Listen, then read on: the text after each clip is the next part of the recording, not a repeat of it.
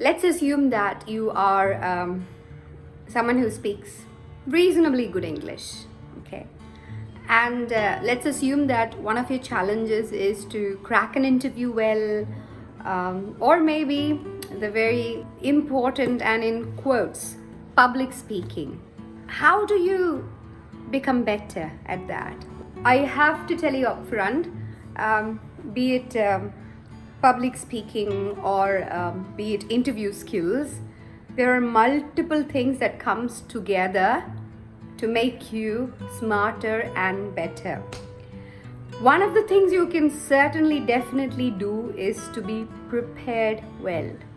The amount of time we spend being unhappy about our capabilities, if we channel it to learning a little bit every day, that's definitely going to reflect in your capabilities.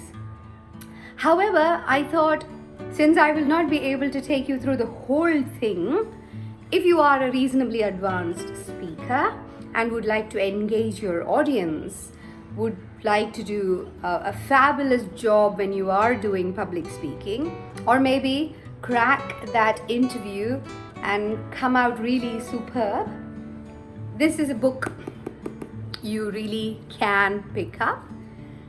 It sounds appealing, by David Crystal. The subtitle says The Passionate Story of English Pronunciation, but this one is not only about pronunciation. It takes you through the various aspects of the language, and it also takes you through the phonetics and the intonation. Intonation is very, very important, and intonation is super important when you're also speaking to children, or if you want to grab people's attention. If you continue to speak in monotone, you lose people, right? So this is not a huge video. I came across this book recently, and when I go through it, hey, I realized that it's a pretty good one, and the index is about high talk, low talk, and it says tain't what we say, but it's how we say it. More than having words and vocabulary, something that matters is how are you conversing with someone, right? And that plays a really, really big role. It speaks about the value of vowels. It also says speaking with your mouth full. It speaks about connecting words, and it also speaks about which century are you from. 130 years ago, and then it says how did Isaac Newton speak. Accent welcome, myths about accent. I think that's interesting. Maybe we can take a quick look at it. Page number 202, myths about accent. Every now and then there's a media story that tries to explain why a regional accent has its distinctive phonetic quality. അതുകൊണ്ട് തന്നെ we read claims like the Liverpool accent is a result of mists and fogs in the River Mersey. The accents heard in the Appalachians developed because people lived in the mountains. The Birmingham accent arose because people didn't open their mouth much in order to avoid the dirty air of the industrial Midlands.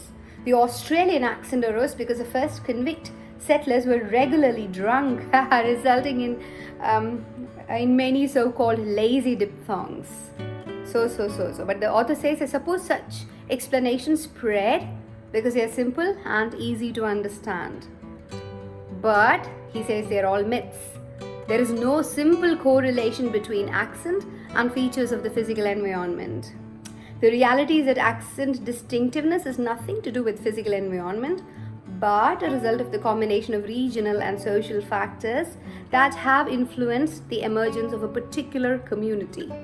And this also tells you why naturally your community, your social setup, everything will influence your accent.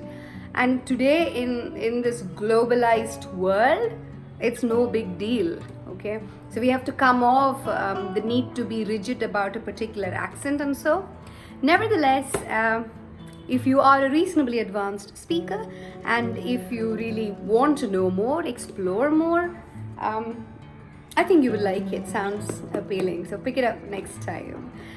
Follow me on Instagram and the channel for a variety of videos. You wouldn't be disappointed. Actually, it's pretty fun. That's what most people say though. It is. Of course it is. Bye.